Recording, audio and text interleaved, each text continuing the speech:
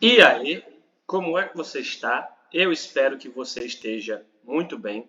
Seja muito bem-vindo ao curso Direto ao Ponto, promovido pela equipe do Olho do Estágio, direcionando vocês para a prova do Ministério Público do Piauí. Eu me chamo João Pedro Rodrigues Carvalho e vou acompanhar vocês nessa nossa jornada até a prova no dia 29. Estarei com vocês aqui na disciplina de Constitucional e em algumas outras disciplinas também.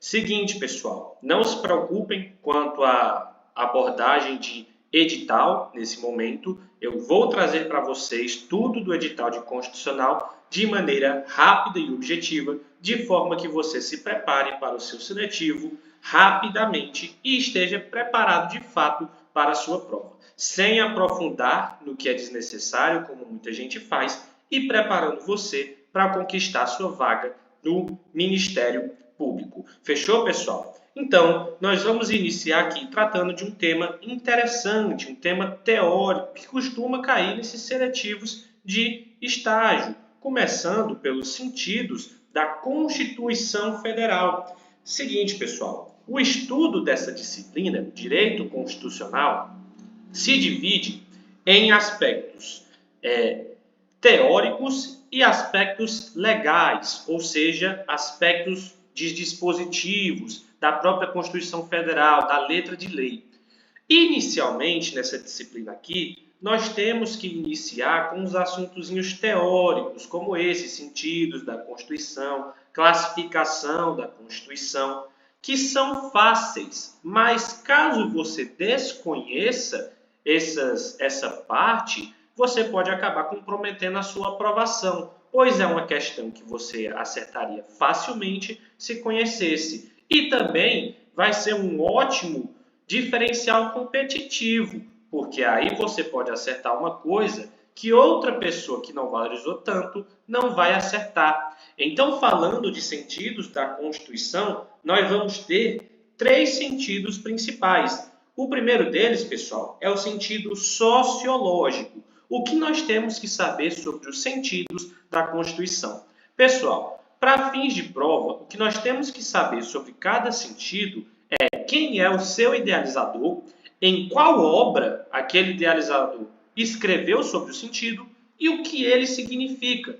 Então, falando de sentido sociológico, nós temos como idealizador o Ferdinand de La Salle, e ele criou esse sentido na sua obra O que é uma Constituição. E o que quer dizer o sentido sociológico?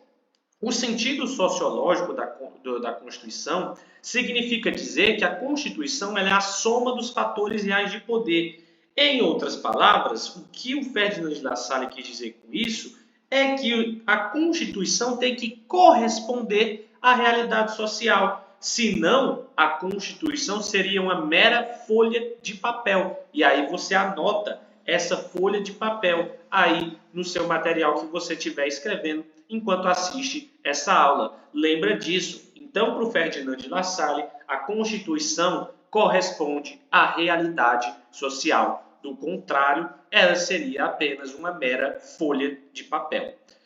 O segundo sentido que nós temos que conversar é o sentido político. E aí, o idealizador desse sentido é o Carl Schmitt. Ele idealizou esse sentido na sua obra Teoria da Constituição. E o sentido político significa dizer que a Constituição ela é uma decisão política fundamental. E a decisão política fundamental que o Carl Schmitt fala são aquelas normas que são imprescindíveis à construção de um modelo de Estado. Então, a Constituição serviria para construir o modelo de Estado que aquele país, no nosso caso o Brasil, deve adotar. Então, esse é o sentido político de Carl Schmitt.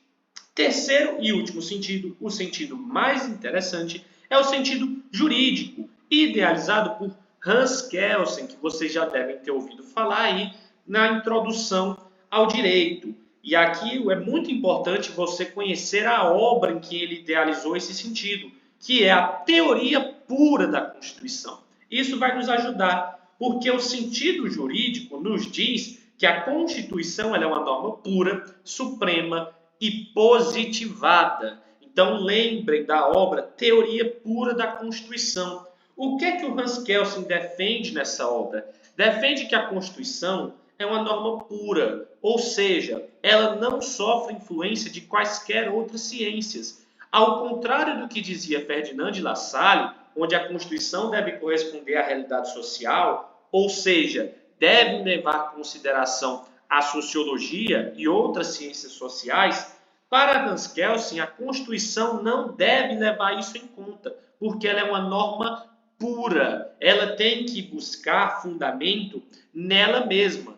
E, portanto, a Constituição acaba também sendo suprema. Por que que a Constituição Federal é suprema? Porque ela está no topo do ordenamento jurídico. Todas as outras normas do Brasil e nos outros países também devem respeitar a sua Constituição Federal. Por isso ela é uma norma suprema. Mas, João Pedro, se as outras normas buscam validade na Constituição Federal, em quem a Constituição Federal busca validade?